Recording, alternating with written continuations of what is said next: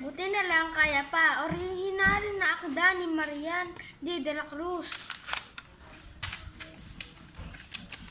Napakahirap ng buhay. Kung tutuusin, wika ni Paro-Paro, bakit mo naman nasabi ang ganyang bagay? Tanong ni Alitaptap. May mga panahon kasi halos wala man lang ako mapuntahan na madadapuan ng mga pananim o kaya mga bulaklak, lalo na sa panahon natin. Ngayon, paghihinagpis ng wika ni Paro-Paro, iba't ibang sakuna ang nararanasan natin sa ating lugar. Hay, sabay buntong hininga ni Paro-Paro.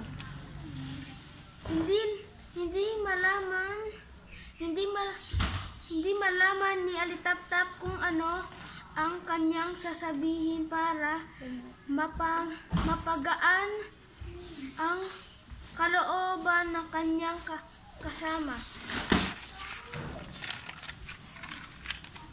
Alam mo, Paro-Paro,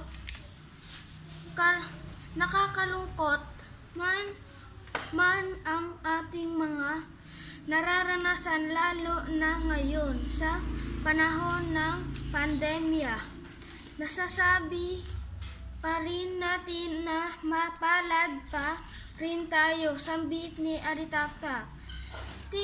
Tignan mo ko, sabay ngiti niya at pinagalaw ang kanyang mga pakpak at umikot-ikot. O, diba may angking lakas pa rin ako at liwanag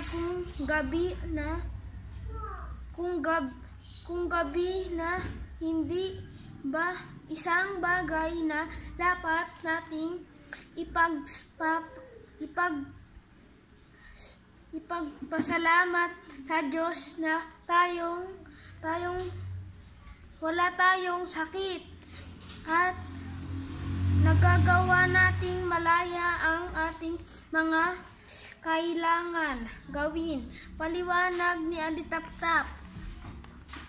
Pinagmasdan mabuti ni Paro-Paro si Alitaptap at nadama niya kung kaano kasaya si Alitaptap sa kaibigan ng hirap sa buhay ni hindi niya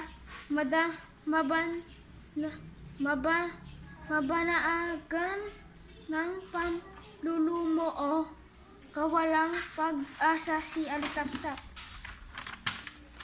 Alitaptap, paano mo nagagawang maging masaya at mapuno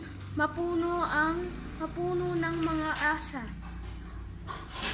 Mapuno ng pag-asa sa panahon natin ngayon. Pagtatakang tanong ni Paro-Paro, simple lang, kaibigan. Ipinagpapasalamat ko ang lahat ng bagay sa aking buhay, kahit ito ay masama o mabuti, maganda o pangit man ang nangyayari, sapagkat nalalaman ko na kailangan ay hindi ako pababayaan ng Diyos na siyang lumalang ng lahat ng mga bagay.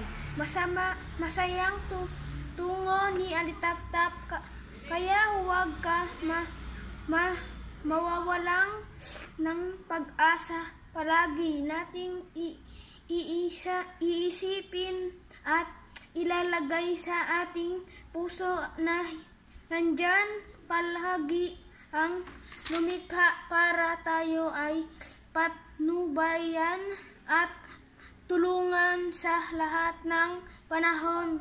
Dagdag pa niya Alitaptap. Umaliwalas at naging masigla ang kaniyang lamang ay napakalungkot na si Paro-Paro. Nakadama siya ng kapayapaan sa puso at napuno ng pag-asa. Kalakip ang pananalig sa Diyos na kailangan ay hindi sila pababayaan. Buti na lang alitaptap,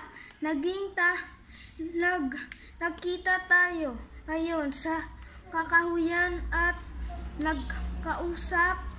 Masayang wika ni Paro-Paro. Sobrang salamat sa pag-asang ipinakita mo sa akin at pagpapaunawa na huwag labis na.